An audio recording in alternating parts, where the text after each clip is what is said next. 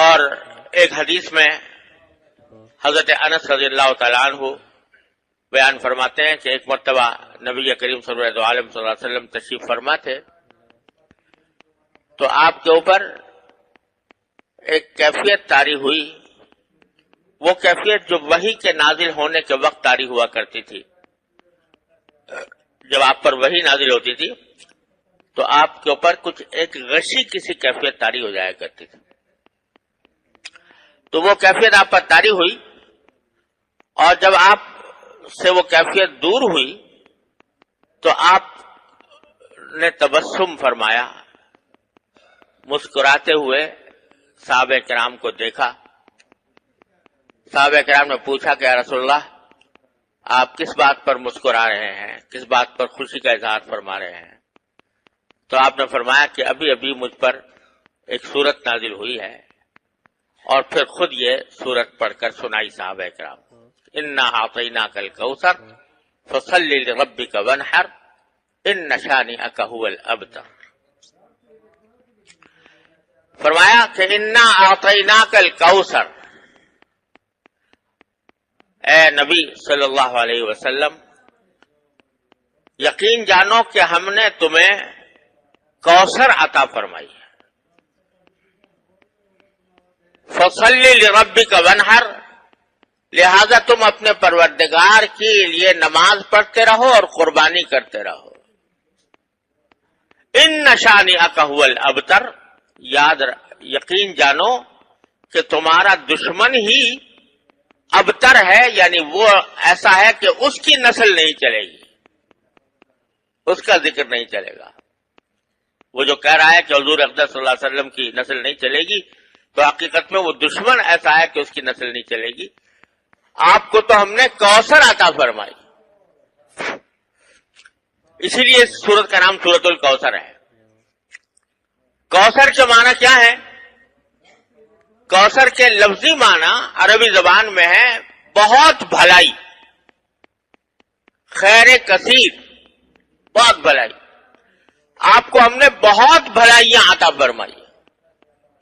لفظی معنی یہ ہوا ہے۔ اور خود اس حدیث میں جو میں نے ابھی آپ کے سامنے عرض کی کہ حضور اقدس صلی اللہ علیہ وسلم پر جب سورت نازل ہوئی تو آپ نے تبسم فرمایا، تو صحابہ کرام نے پوچھا کہ یا رسول اللہ کوثر کیا، بلکہ آپ نے خود پوچھا صحابہ کرام سے، اتدرون مل کوثر، جانتے ہو کوثر کیا چیز ہے؟ پھر خود ہی اس کی تشریح فرمائی کہ کوثر جو ہے وہ ایک نہر ہے جنت میں،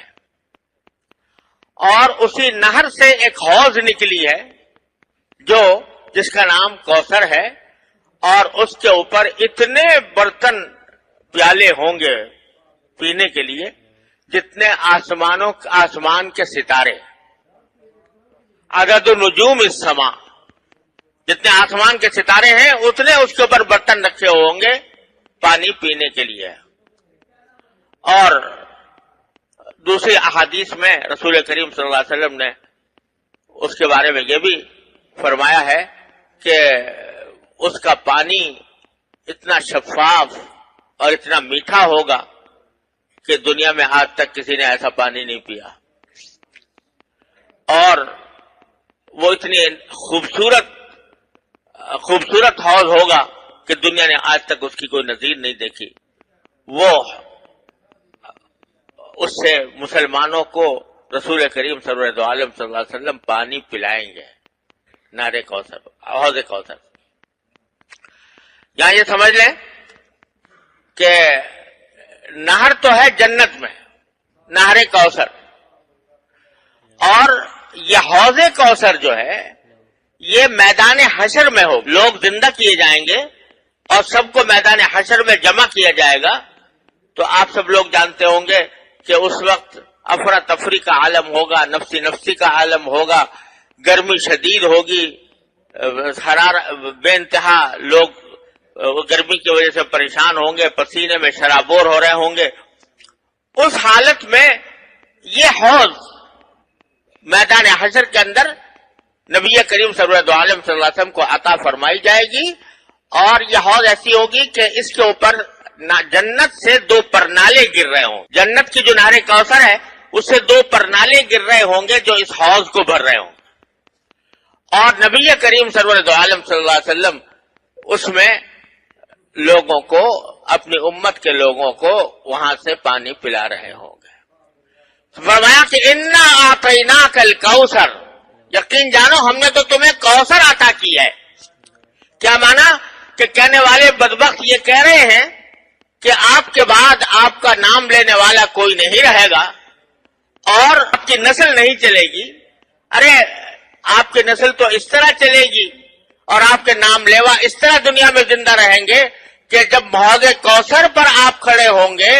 تو ریلے کے ریلے آپ کے متبعین کے وہ آ رہے ہوں گے آپ سے پانی پینے کے لیے، اور آپ ان کو پانی پلا رہے ہوں گے، حوض کوثر سے پانی پلا رہے ہوں گے۔ انا اعطیناک الکوثر۔ اسی حدیث میں رسول کریم صلی اللہ علیہ وسلم یہ بھی ارشاد فرمایا کہ میری امت کے جو لوگ ہیں وہ اس سخت گرمی کے عالم میں حوض کوثر پر آئیں گے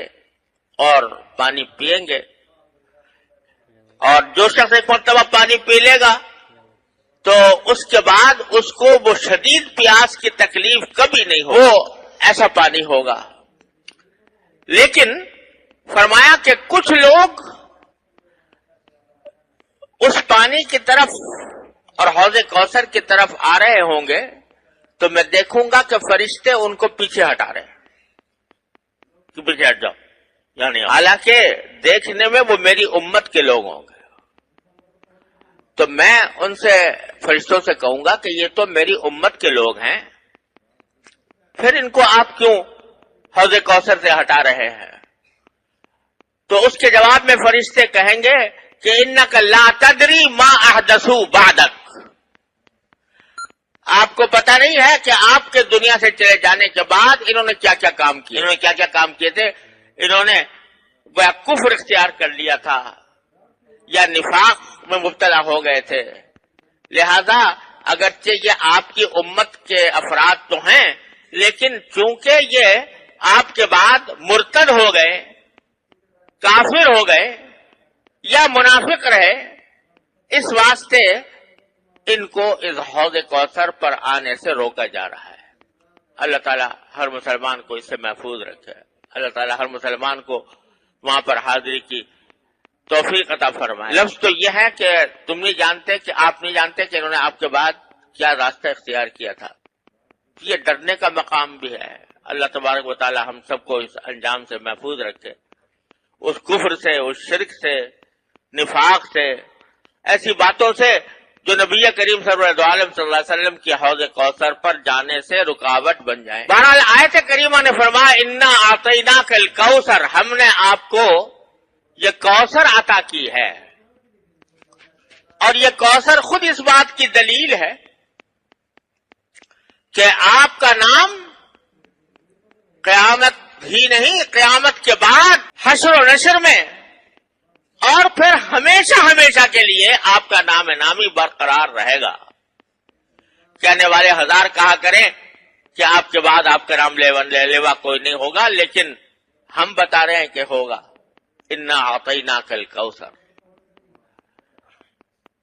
پھر فرمایا فصلی لربک وانحر، دوسری آیت، کہ چونکہ ہم نے آپ کو یہ نہر کوثر دی ہے، اور نہر کوثر کا لفظ تو کے معنی تو خاص نہر کے ہیں، لیکن جیسے میں نے عرض کیا کہ کوثر کے لفظی معنی بہت بھلائیاں، بے شمار بھلائیاں عطا کی ہیں، ایسی بھلائیاں کہ قیامت تک آنے والے آپ کی تعریف و توصیف اور آپ کے فضائل و کمالات کا تذکرہ کرتے ہی رہیں گے۔ فصلی لربک وانحر، لہذا اللہ تعالیٰ کی اس نعمت کے شکر کے طور پر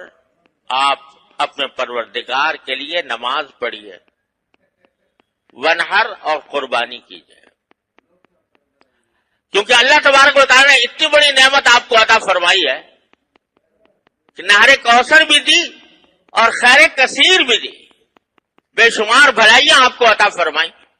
تو اس کے شکریہ کے طور پر اللہ تبارک و تعالیٰ کا شکر ادا کرنے کے لیے آپ نمازیں پڑھیے